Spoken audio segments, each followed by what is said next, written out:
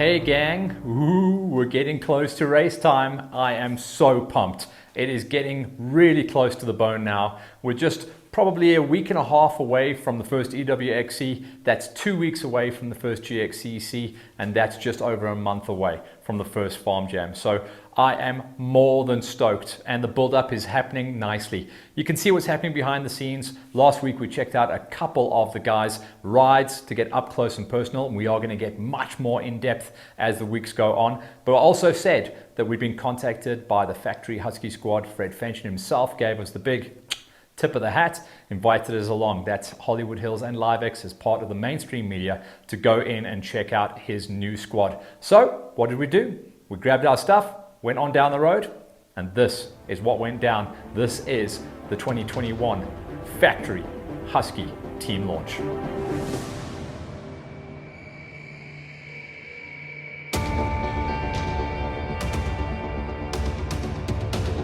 Warm welcome to the press.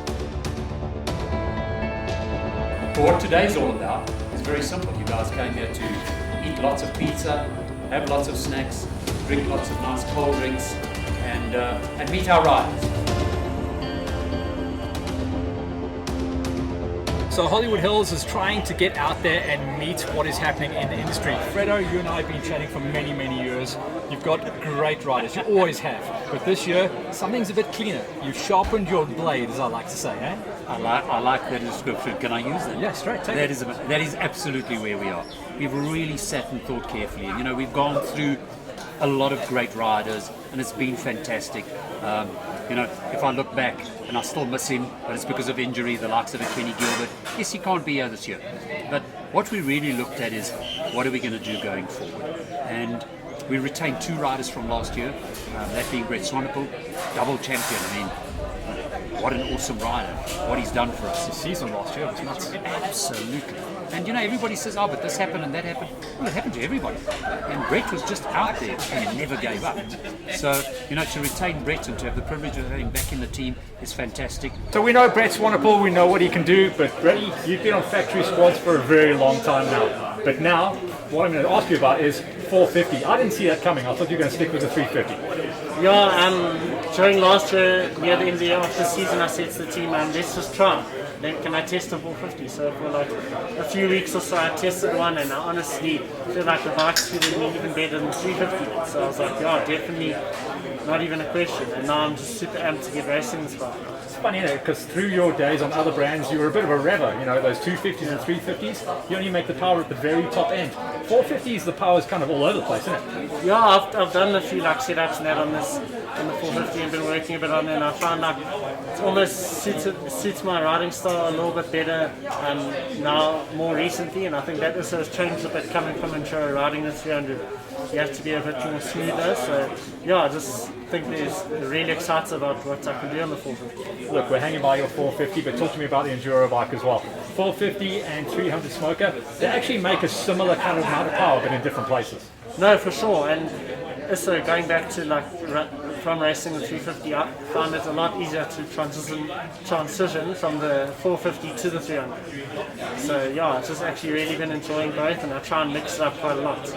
And the only other rider I kept, multiple champion, Neil van der Vyver. Little dude. Yeah, absolutely. 13 years old, 4-time South African champion. How cool is that? So that was automatic to retain. Neil, like Uncle Fred was saying there, you have an incredible journey and an incredible journey to go. But tell me how you're feeling about 2021. I'm feeling good. It's going to be my first year in the 85 big wheel class, so I'm looking forward to battle with the faster guys, and yeah, just looking forward. I know you said that you hadn't seen your bike, but did you get a practice bike so you could swing a leg last year? Yeah, I did get a practice bike at the end of last year, so I've been riding on the 85 quite a while, and now I got another one, so we're gonna ride tomorrow at Legends, and I'm looking forward. Do you reckon the rest of the kids know what's coming on the gate? I don't know. They're pretty fast. I haven't actually ridden against a fast 85 guy or compare my lap time, so I'm looking forward to race against them at the national. From there, it was a case of we've got to move forward. I needed youth. I needed some young guns, as I call them, to come into this team. rather than just to choose the next guy that we know is reasonably quick. And when I saw Heinrich Haas ride last year, it was exciting. You know, he's just got a style that I liked. And I looked at him for Enduro, and it worked for me. Heinrich, so cool to have one of my GXCC kids come good. I mean, just the other day I was just watching you on 85s playing around with Tucky, and now look at you, factory superstar. Yeah, it's super cool. First of all, I just want to thank Fred, Anthony, all the guys that helped me out for the super awesome opportunity for racing under the Rockstar Husqvarna factory team. It's been a dream to run from very small, since the GXCC days. Yeah, now we've made it. Tell me about the career profile now, because obviously you made that big decision a few years ago to go into the rocks rather than putting it on the flatlands. Yeah. Now, surely your goals are to maybe get the passport out and go play overseas. Yeah, that's the main idea, but we're still going to get there one day. So this year is all about getting So it's national all about titles. training. Yeah. National titles, yeah. Go learn from the big dogs. Yeah, definitely. What about this bike? Obviously similar to last year's machine. You haven't changed machines too much in the last couple of years. No, so I've been on the 150 for 2 years now. Amazing bike, super light, power.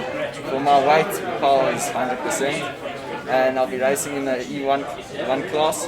And yeah, I think it's going to be a promising year. And then, of course, I saw David Cocker.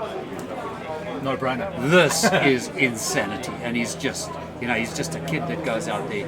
He's an absolute fighter. You've got to see him ride a motocross bike. That's sensational. So, you know, they, for me, we sort of started looking after them a little bit last year, brought them on board to see can they work, can they not work, and man, they're a handful. But wow, they're exciting. When you get the factory seat, obviously in the past everything was not covered. Now you've got fresh tyres every race, fresh machine, no matter what. It's just up to you to go out there and win the races.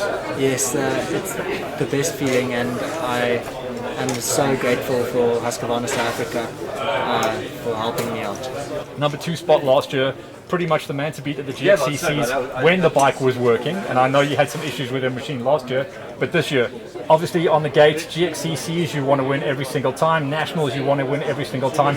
There's going to be some new competition, we don't know where it's going to come from, but you should be able to go out and challenge for a win at every single round. I'm going to try my best. I'm going to go out there with a clean head and try to get the win, and we'll see how it goes.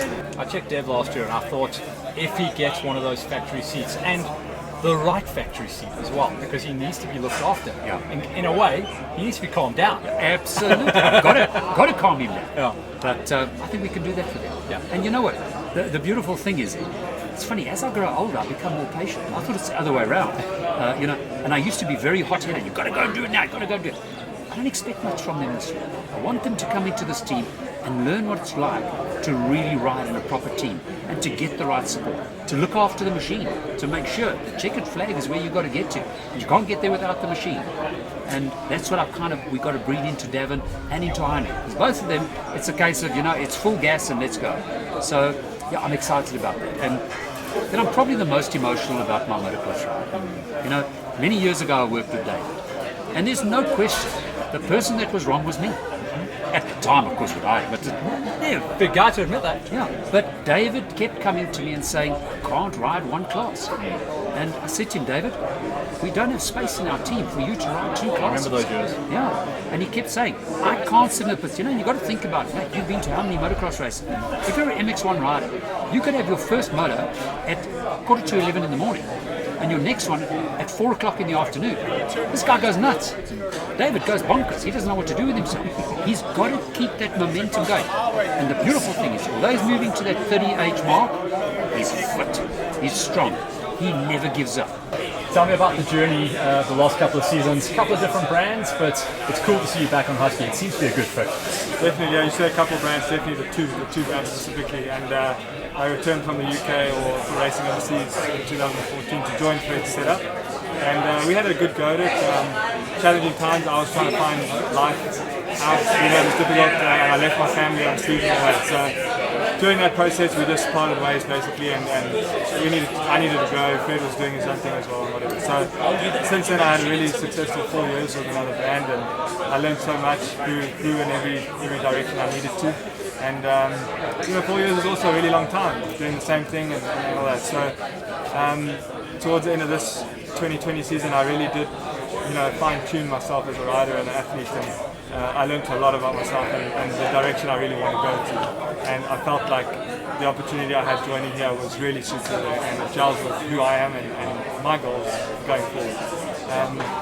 And as much as I practice loyalty, it's, sometimes you got to look after yourself a little bit. And I took a chance, and the very short amount of time it's been so far, it's been nice, it's been exciting, and just working quite nice and easily. And team's ready for the new year. As far as the journey of the actual machines go, for the last 5 years, I've been blown away at what's been happening with the world of motocross. They've got lighter, they've got faster, all those beautiful words have been happening.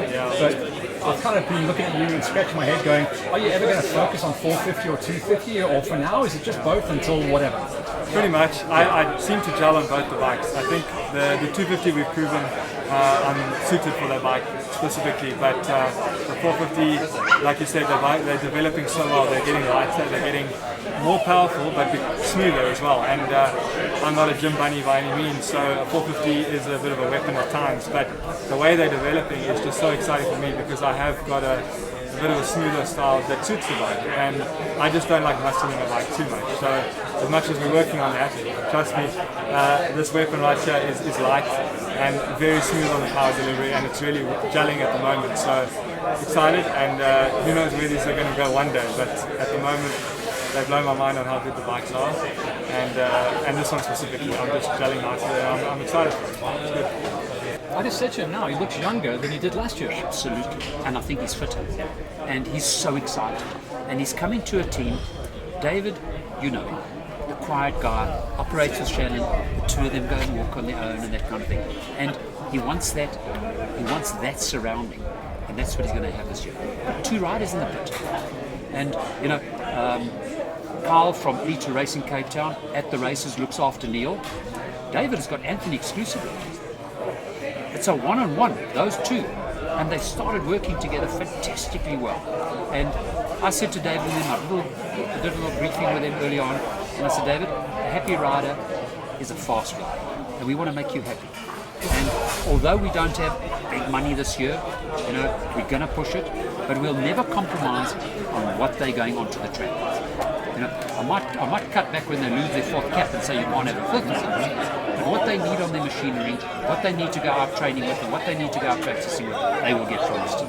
Hence the fact, 5 riders, 7 disciplines, we're going racing. Fred, for your team and for yourself, have a great 2021. I'm going to be chasing you around the country. Absolutely. And look forward to that. Look, I'm looking for some more number 1 plates. I know you are as well. Always. Thanks, Fred. Thank you. So that's Fredo and the lads. What a great looking team as well. Like the fact that they brought on Rockstar Factory Husky Squad. That pretty much puts them in line and makes them look exactly like the factory guys that race out in Europe and the US. The likes of Jarvis, Billy Bolt, Anderson, and those boys over there racing on the AMAs.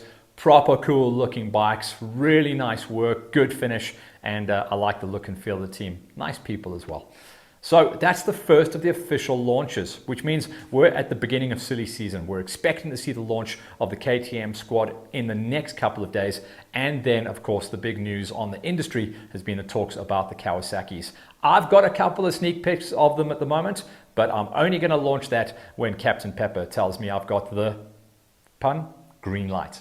So for now, we're going to sign off with that one. Hold your breath for next week. If there's no other official launches happening that we're going to put onto Hollywood Hills, then next week we will go in depth with a couple of you guys, the champions that are out there racing every single weekend, and we'll start looking at your bikes and your quads. So check out next week, and we'll be back with you.